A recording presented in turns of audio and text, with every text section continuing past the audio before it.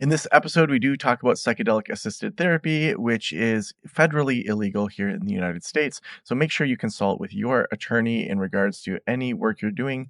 And this is for information purposes only. You're someone with a vision for your practice, for your side hustle, and for your personal journey. But when it comes to establishing your path on how to get to where you want to be with your practice, things get a little messy. You're also someone who'd prefer to go in person instead of to groups and listening to everyone else's story. To me, it sounds like you could benefit from one-on-one consulting with our experienced practice of the practice consultants. From $5.95 a month and up, you can work with a consultant that will give you more direction and practical tried and tested tips matched to you and your goals. For more information, visit practiceofthepractice.com/apply. Again, that's practiceofthepractice.com/apply.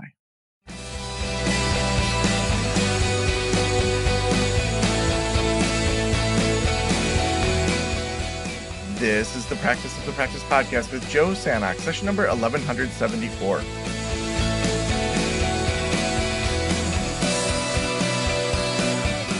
I'm Joe Sanok, your host, and welcome to the Practice of the Practice podcast. So excited to have you here.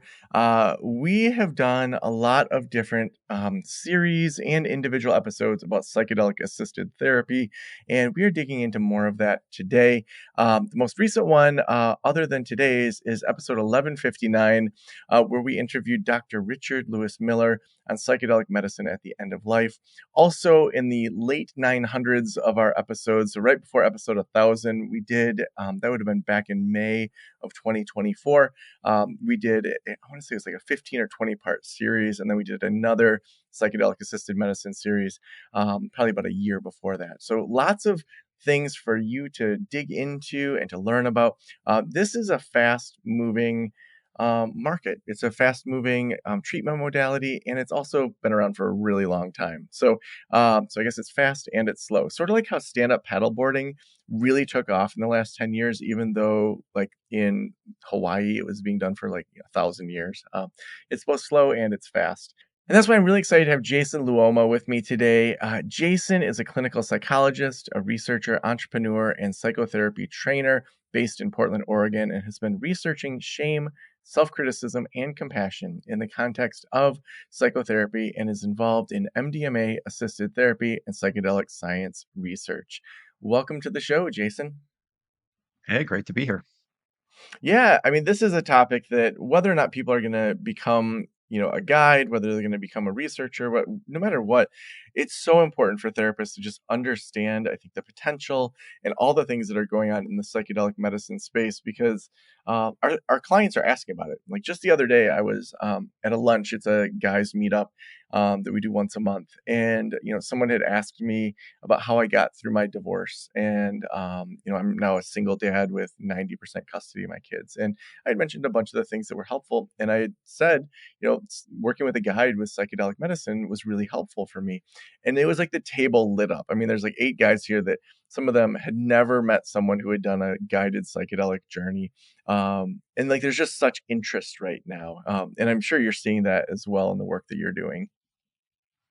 Absolutely. And it's even heightened here probably 5 times where you are from you know, in Portland, we're steeped in psychedelics in the city. Yeah. Well, when it comes to this kind of work, what's the origin for you? How'd you get into it? I actually came in through the research and I've been interested in learning how to help people who have high levels of shame, who have a lot of self-hatred, self-criticism, who feel very separate from others and disconnected. And I, about 7 years ago, ran across some of the initial research on psychedelic assisted therapy. And I was particularly intrigued by the research on mysticism or mystical experience and how, in that early works, that seemed to play a really key role in how psychedelics helped people. And as probably a lot of people know, mystical experience involves this sense of unity. It involves this sense of your kind of limited ordinary sense of self falling away and this sense of interconnection with all that is. And I imagined how that could be potentially really helpful for the kinds of folks to help clinically and in my research. And the initial research also in terms of the effectiveness was really quite striking. It was early research, so you have to be skeptical about it, but it was really powerful. And so I tried to figure out how I could get involved. I'm a researcher, primarily, a business person second, and I just I wanted to be a part of bringing these kind of transcendent experiences of awe and love and compassion to people in a way that maybe was more predictable than what I could often bring to my clients with ordinary talk therapy. Yeah. You said we need to be skeptical. Why do we need to be skeptical of that early research? I'd say a couple things. One is that we know from research actually that whenever you study a intervention, that over time the effect sizes shrink. So the initial studies tend to have bigger effect sizes, and if you look at the studies 10, 20 years down the road, the effect sizes are smaller. So if we're comparing a new treatment like psychedelic-assisted therapy, at least new in terms of being studied in clinical research, if we're comparing that to something established, say like CBT or psychodynamic therapy, we'd expect it to be larger just because it's new, and this is what happens for a variety of reasons. The second reason to be skeptical is that early studies often have populations in them that are um, very highly screened, not terribly complex, and of relatively easier to treat population. And so you may see bigger effect sizes because of that. And then the third, I would say, is often also don't have the safety issues that you'll tend to see as the treatment rolls out. And so we've been starting to see that with psychedelics now that we're farther into this, renaissance or whatever upsurge of interest in the United States. And now we're starting to see more of the problems start to crop up. We're starting to see signals of more rates of adverse events and things like that in some of the clinical trials. The kinds of things you'd expect if you take something as powerful as psychedelics and you start to bring it into ordinary clinical practice. You're going to have Sure, you're going to have some people who benefit more than others. At least that's what the research seems to say, that this seems to be a powerful treatment for at least a good chunk of people. But also, because it's so disruptive, you probably have other people who are going to have worse outcomes than you might expect in a treatment that was less disruptive, like your ordinary talk therapy. Hmm. Now, I think it would be helpful to kind of parse out MDMA assisted therapy, which that's something that you research and train on, and then also psilocybin assisted, which I know you've talked before we started recording about how that's some work that you're doing. Let's just start with MDMA assisted therapy. Now, we've covered some of this on the show before, but for those that haven't heard that, what are some of the basics around that? What are some of the best practices? And then maybe we can dig into kind of other aspects of that. Sure, happy to talk about that. Well, MDMA is what people would know as ecstasy or Molly if you're referring to the street drug.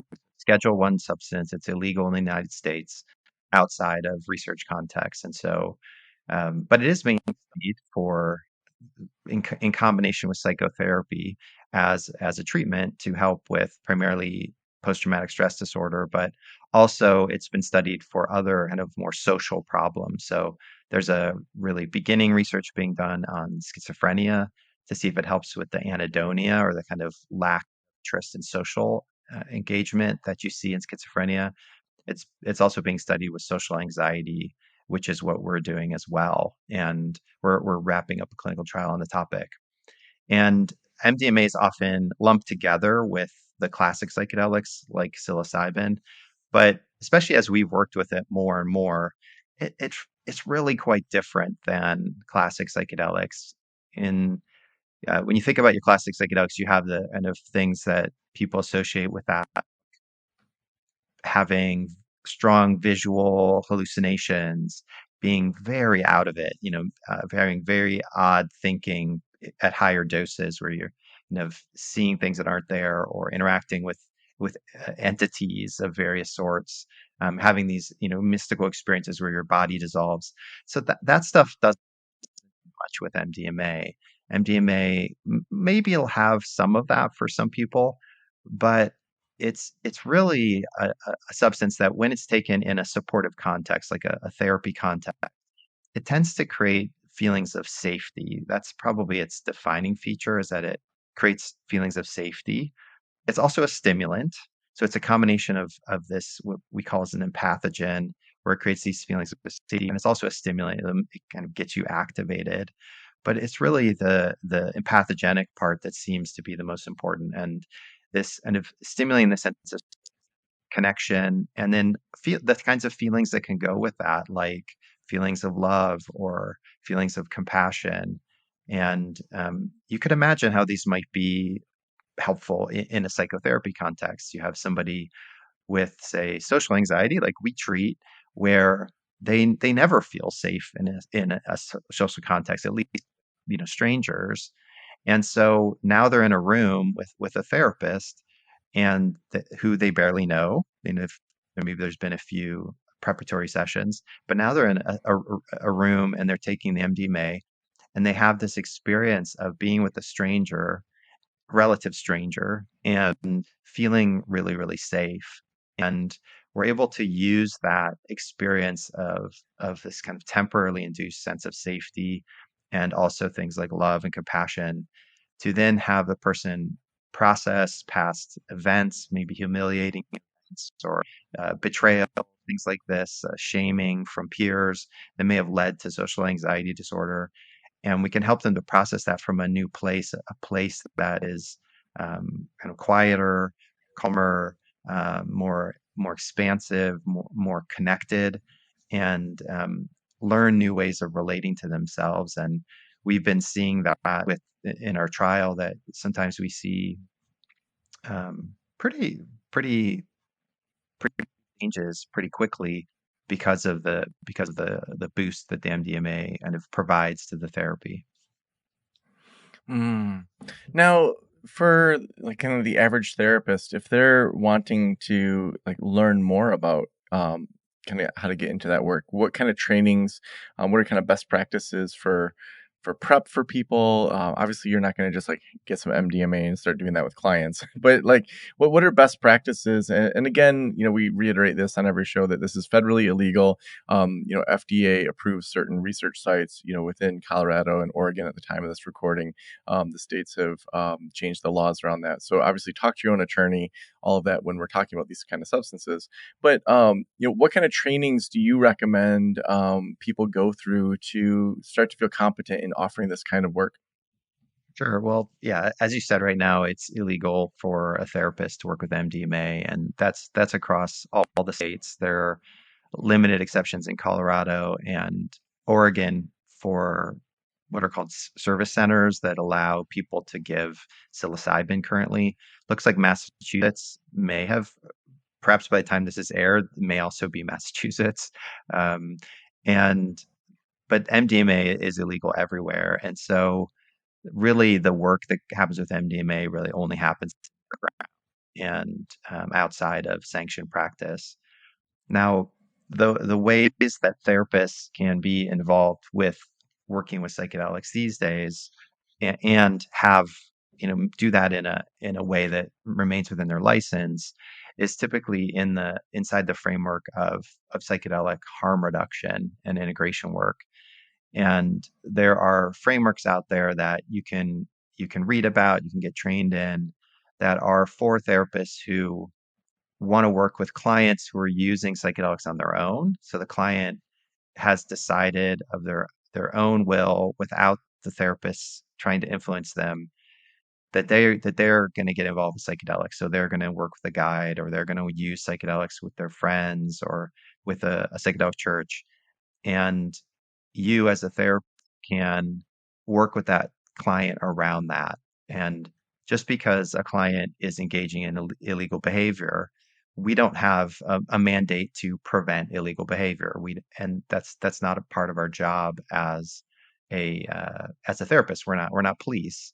Our job is to look out for the welfare of our clients. And if our clients are choosing of their own will to engage in psychedelics or MDMA, personal development, then we are allowed to try to help them to do that safely.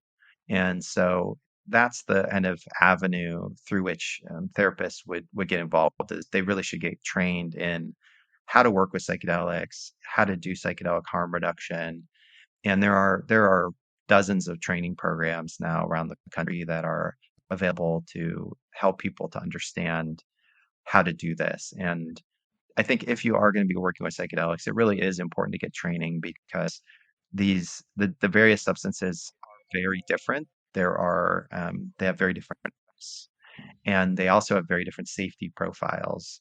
Some of them are very safe, like psilocybin is physiologically extremely safe. It's almost impossible to overdose on that. But then there are other drugs like MDMA where it is relatively less safe. The level of the amount you would take to overdose is not as high, and it has more interactions with other drugs, psychiatric drugs that someone might take. And so it's if you are going to work around this topic, it really is important to spend quite a significant amount of time learning about how to do it safely and effectively because it's there's a lot of things that are new that are different than doing ordinary psychotherapy. Mm.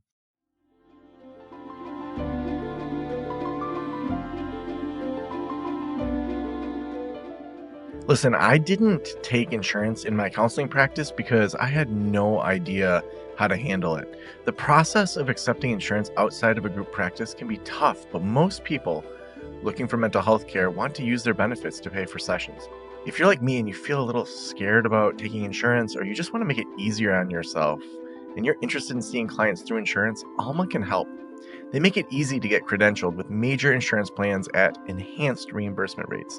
They also handle all the paperwork from eligibility checks to claim submission and guaranteed payment within 2 weeks.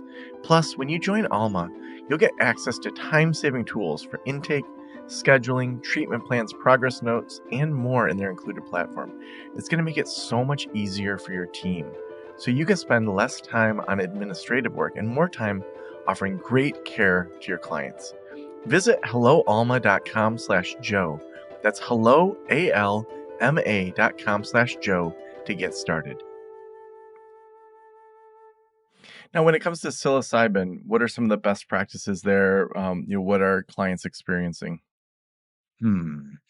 Well, there are many. I mean, there are many people who are using psilocybin on their own in various ways, and I guess I should speak to Oregon because that's where I practice.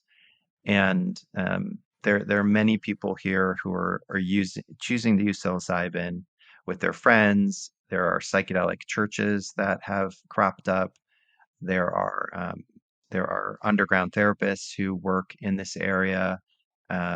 There's quite a use, and we see clients come to us in two ways in therapy. One is they are planning to use psilocybin on their own. So they've maybe heard about the topic, they've read stories, but they maybe don't have a lot of friends or connections that can help them to find their way.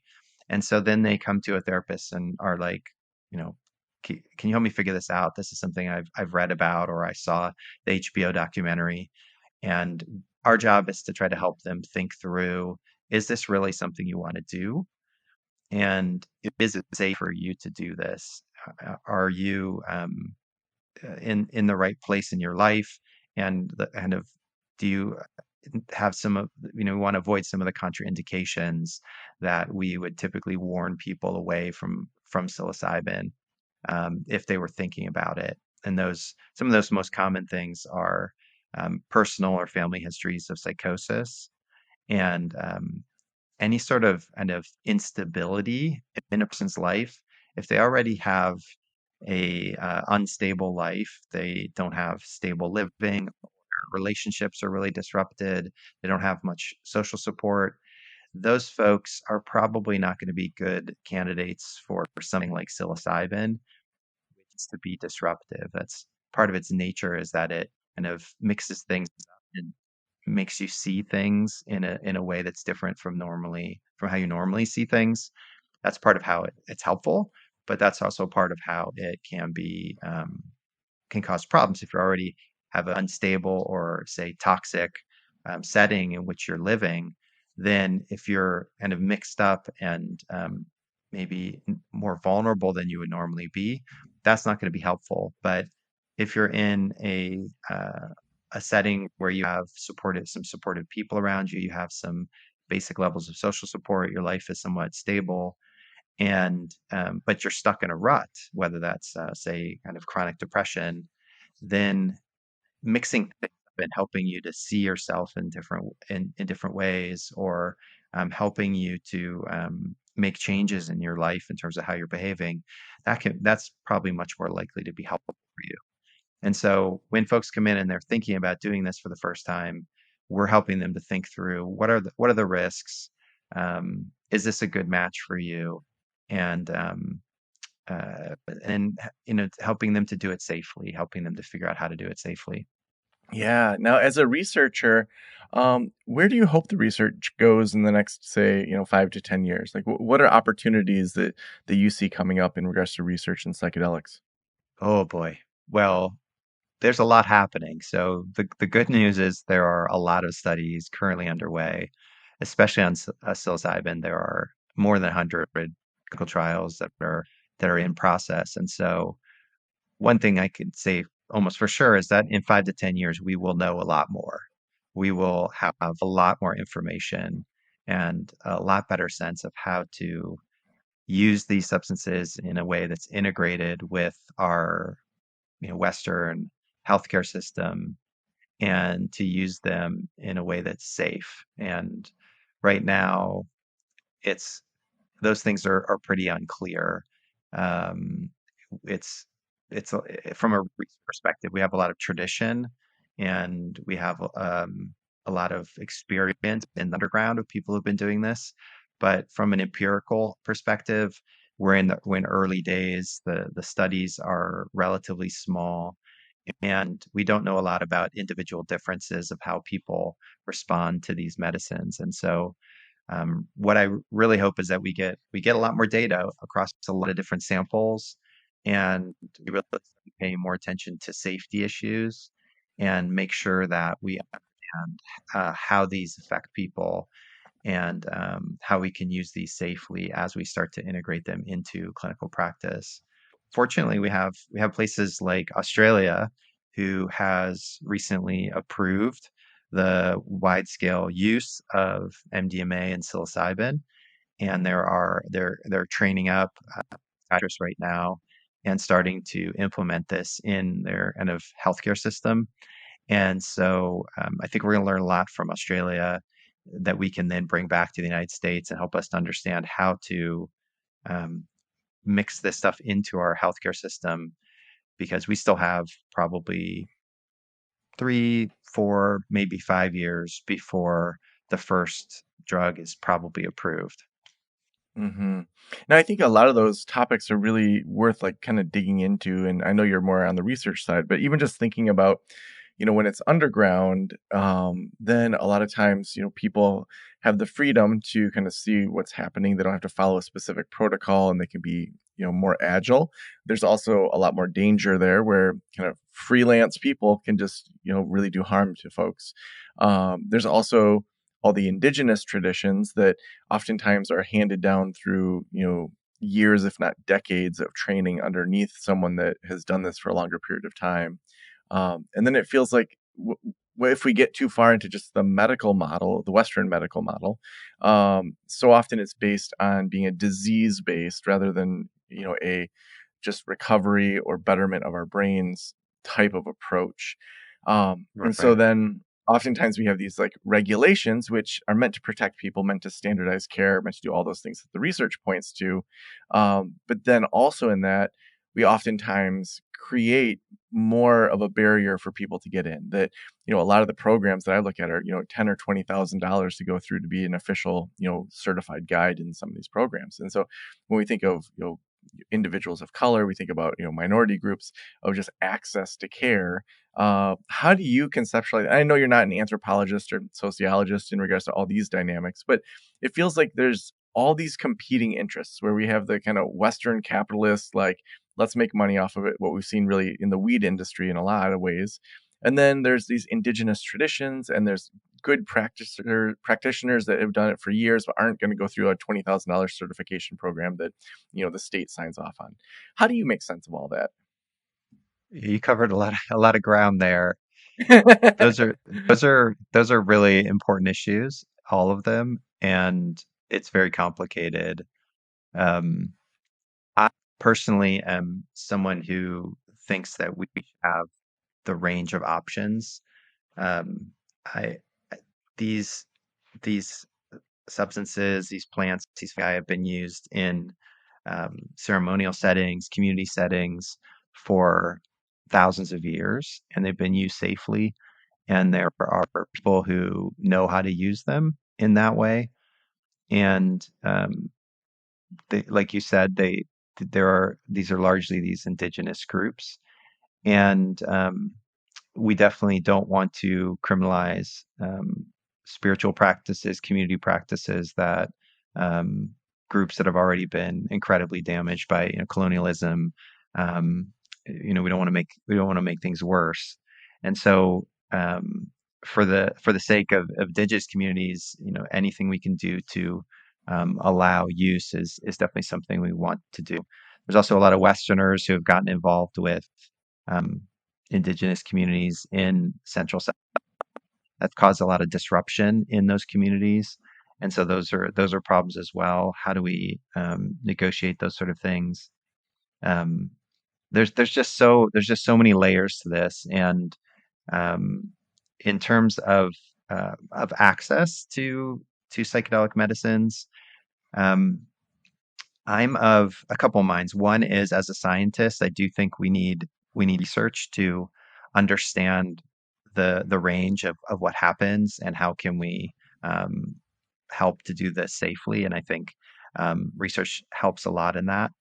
At the same time, as you said, research in the way it's done in the United States is often embedded in this kind of implicit disease type model, and so it comes with a lot of those problems when it's rolled out in the healthcare system once insurance gets involved and all sort of things that will necessitate things like diagnoses and um, those sorts of concepts that are part of our healthcare system. I also, though, hope that um, by it becoming part of the medical system, that it will increase access. There are right now, if we look at what's happening in Colorado and in Oregon, where there are legal psilocybin services, they're they don't seem to have increased access. They're quite expensive, and unless medical insurance is used to help pay for these, they're going to be out of the reach um, for most people. And I think from the data that we have, from the experience we have, it seemed like many people with mental health problems need mental health support if they're going to engage with these medicines, and so that means involving the mental health system. And the way that things are structured in the United States, the medical system is a capitalist system, and us therapists, we want to be paid for our work, and so that means involving insurance and all of that mass of things.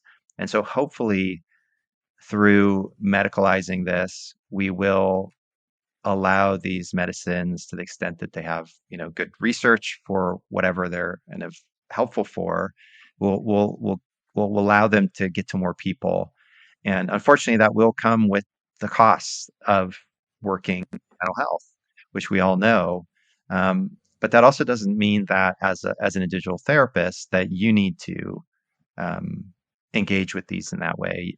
We don't, as therapists, necessarily need to engage with psychotherapy from a medical standpoint. We don't necessarily need to engage with our clients in terms of thinking about their problems as diseases. And so the same thing applies here with psychedelic medicines. They're going to be wrapped in a context because they're going to be part of the medical and mental health system. But as therapists, we don't need to do that. We don't need to perpetuate those ideas necessarily. And um, we have a certain amount of freedom to interact with our clients and talk with them about their problems in ways that hopefully work against some of the forms of oppression and othering that can be part of our current medical system. Mm. Yeah, kind of one of the ways I think about it is like, what's my kind of corner of the puzzle? When it comes to indigenous traditions, like that's not my place as like, a white man whose family's from Poland and England. Like that they're doing that well. They need to do that well. There's certain sectors that they are working with and that is important to protect. And even just looking at say ayahuasca and how much of that's being exported for people of privilege in the US compared to like staying with the people whose plant that is. So being a part of Mhm. these conversations and moving forward these conversations, but also realizing that, like what's my piece of the pie when I do my best research, when I do, the lineage that I'm in, what makes sense there. And that's one way of approaching this terribly complex, um, discussion. And so I think you're right in that, when we look at access, if insurance companies at some point were saying, here's the types of things that we will pay for. There's lots of things that help people that insurance doesn't pay for. And that's where there's a private sector market and there's, kind of best practices there. And sometimes there's licensing and certification and sometimes there isn't. And so just kind of thinking about like, what's my corner? And it seems like your corner is the research, the training, the like, here's what we're seeing in our kind of corner of the market. So I think that's wonderful. Jason, the last question I always ask is, if every private practitioner in the world were listening right now, what would you want them to know? Had this is a new insight for me. I was remembering back to when I first started clinical work in grad school, and I was trained in a program which had a more evidence-based kind of perspective. And I would read these studies where, you'd get CBT 12 sessions and X% of people improved. And I remember at the time thinking, why can't we do better? We should be able to do better. And feeling the sense of like we're not doing enough.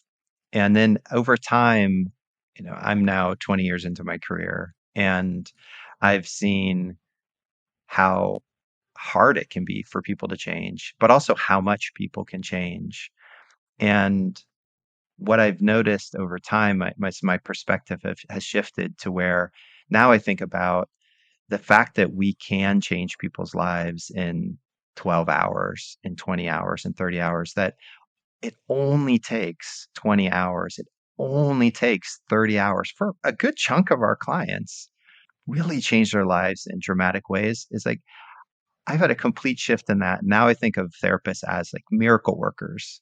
I mean, it's incredible the work that we do and that we're able to change people's lives. Not everyone, but a significant portion of our caseload, we're able to change their lives in profound ways with just a few hours of conversation.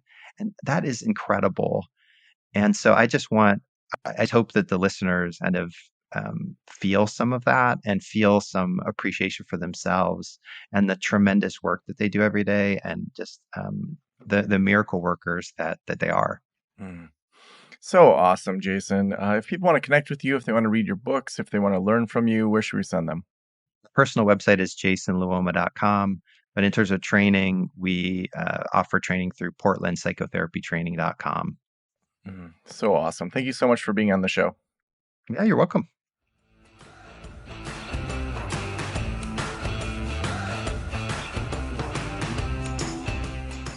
Well, we've got some really interesting guests coming up. If you missed last month, we talked all Marketing Month. Marketing Month was about kind of addressing that area that we all struggle with, that we don't learn in grad school, that oftentimes we're not sure how to do it well. So all of last month was about marketing. The month before that, we dug into the idea of an even better year. And so the idea at the beginning of the year was we're not going to have these huge New Year's resolutions, but we're going to interview a bunch of people doing really interesting work that are moving towards an even better year. So make sure you go back to some of those. For example, episode 1151, we talked with John about 1099s and W-2s. Like, what can you do to make that even better?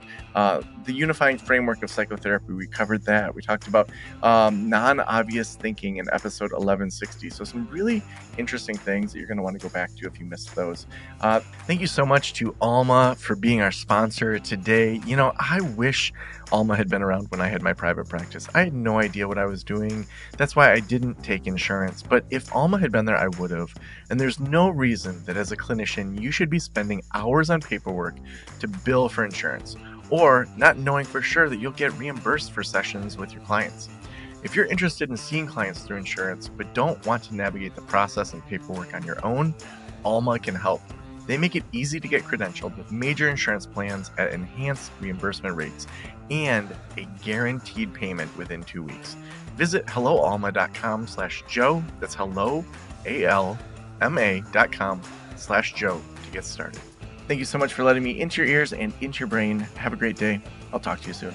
Special thanks to the band Silence is Sexy for that intro music, and this podcast is designed to provide accurate and authoritative information in regard to the subject matter covered. It is given with the understanding that neither the host, the producers, the publishers, or guests are rendering legal, accounting, clinical, or other professional information. If you want a professional, you should find one.